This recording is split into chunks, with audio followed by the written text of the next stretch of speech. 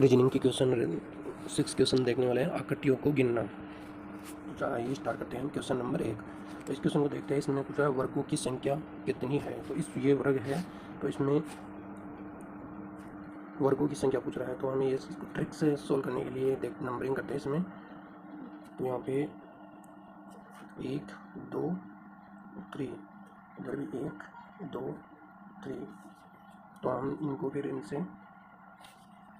गुना कर देते हैं आपस में, जैसे 1 को 1 से और 2 को 3 से और इसको इससे। तो हम देखते हैं कि यहाँ पे हमें प्राप्त होता है 1 और 2 को 2 से करने पे 4, 3 को 3 से करने पे 9। तो इनको जोड़ देते हैं फिर, तो जोड़ने पे हमें 14 प्राप्त होता है। तो इसमें हमें वर्ग में 14 वर्ग प्राप्त होते हैं। ऐसे करने पे तो हमारा आंसर हो जाएगा बी। इसी प्रकार से हम अब नेक्स्ट क्वेश्चन को देखते हैं। इस क्वेश्चन में भी हम वर्गों की संख्या देखते हैं, तो इसमें नंबरिंग करते हैं उस हिसाब से। तो नंबरिंग करेंगे तो यहाँ पे 1 2 3 और ये 4। फिर इधर से करते हैं तो 1 2 3। फिर इस क्वेश्चन में हम देखेंगे तो नंबरिंग यहाँ से ऐसे आ रही है, एक साइड तो 4 तक और इधर से 3 होता है। हमें स्टार्ट यहाँ से करना है, जो नंबरिंग इसको इससे 3 को 2 से, 2 को 1 से, यहाँ पे जितना बचता है उसको रहने देते हैं। हमें स्टार्ट इधर से करना चाहिए, ये इधर से बड़ा हो या इधर से। तो हमें हमेशा स्टार्ट यहाँ से करना है। तो अब हम यहाँ पे मान निकालते हैं इनका। तो 2 को 1 से 2, यहाँ पे 3 को 2 से करने पे 6 प्राप्त होगा। फिर यहाँ पे 4 को 3 से करने पे 12। फिर इन सबको जोड़ देते हैं, तो जोड़ने पे हमें 20 प्राप्त होता है। तो यहाँ पे इसमें वर्गों की संख्या हमें 20 प्राप्त होती है। तो हमारा आंसर हो जाएगा इसमें भी बी 20। नेक्स्ट क्वेश्चन ये देखते हैं 3। इसमें पूछ रहा है आयतों की संख्या।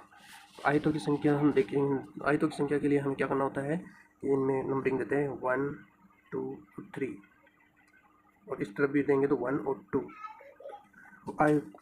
आयत देखने के लिए हमें क्या करना होगा, इनको जोड़ना होगा। तो हम जोड़ेंगे तो इनमें 1 2 3 तो 6 प्राप्त होगा।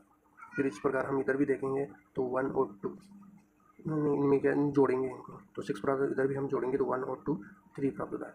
तो अब इनको क्या करना है, हमें गुना करना है। तो गुना करने पर 3 × 6 बराबर 18। तो आयतों की संख्या देखने के लिए हमें इस प्रकार से करना होगा। तो हमारा आंसर हो जाएगा, इसमें आयतों की संख्या है 18, तो आंसर हो जाएगा बी।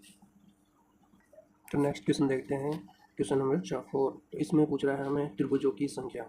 तो इसमें हम क्या करेंगे, इस प्रकार के क्वेश्चन में यहाँ पे इनको नंबरिंग दे देंगे, जैसे 1 2 और 3 जैसा हम दिख रहे हैं मेन। तो अब इनमें हम क्या करेंगे, इन सब का योग कर देंगे, जैसे 1 और 2 और 3। तो हमें मान कितना पड़ा 6। तो इसमें हमें त्रिभुज 6 प्राप्त होंगे। तो इस तरह से हमें सोल्व करना था। हमारा आंसर हो जाएगा बी 6। इस प्रकार के क्वेश्चन में हमें क्या करना है, इस प्रकार के क्वेश्चन में हमें इनमें नंबरिंग दे देंगे, इसमें भी तो 1 2 3 4 और 5। तो हम इसमें देखेंगे इन जोड़े कि एक अंक से और 2 अंकों से मिला कितने त्रिभुज होते हैं। तो एक अंक से देखते हैं हम इससे। तो हम एक अंक से देखेंगे कि एक अंक से कितने त्रिभुज बन रहे हैं। तो यहाँ पे बन रहे हैं एक अंक से तो 1 नंबर वाला ये, फिर 3 नंबर वाला ये, और यहाँ पे 4 नंबर वाला। तो हमें कितने त्रिभुज प्राप्त हुए हैं, 1 2 3। तो इन 3 हमें प्राप्त हुए हैं। अब देखेंगे दो अंकों से हम देखेंगे तो 1 और 5 से एक त्रिभुज प्राप्त होगा। फिर इसी प्रकार से 2 और 4 से, उसी प्रकार से 1 और 2 इनसे प्राप्त हो रहा है। तो हमें कितने त्रिभुज प्राप्त हो रहे हैं, 2 अंकों से 2। तो अब हम देखेंगे कि एक अंक से तो हमें 3 त्रिभुज प्राप्त हुए, 2 अंकों के जोड़े से 2 प्राप्त हुए। तो इनका योग करेंगे तो 3 + 2, तो हमें 5 त्रिभुज प्राप्त होंगे। तो इस आकृति में हमें 5 त्रिभुज प्राप्त होगा। हमारा आंसर हो जाएगा बी 5। इस क्वेश्चन को देखते हैं, क्वेश्चन नंबर 6। इसमें पूछ रहा है चतुर्भुजों की संख्या इस आकृति में कितनी है। तो चतुर्भुजों की आकृति देखने के लिए इस क्वेश्चन में हम देखते हैं चतुर्भुजों की संख्या पूछ रहा है। तो इसमें भी वही लॉजिक लगेगा, जैसे आयतों पूछते हैं, आयत की संख्या गिनते हैं, उसी प्रकार से चतुर्भुजों की संख्या में वही लॉजिक लगेगा। जैसे हम इसमें गिनते हैं 1 2 3, तो इधर से भी देखते हैं 1 और 2।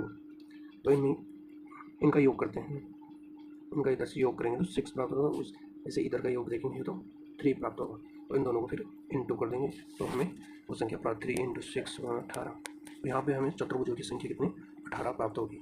तो हम देखते हैं कि आयतों और चतुर्भुजों की संख्या आकृतियों में पूछने पे सेम ही लॉजिक लगता है, जो आयतों में लगता है वही चतुर्भुजों में लगता है। ऐसे ही क्वेश्चन हम आपके लिए रीजनिंग के मोस्ट क्वेश्चन समझने के लिए और भी वीडियो लाएंगे, तो चैनल को लाइक और सब्सक्राइब जरूर करें।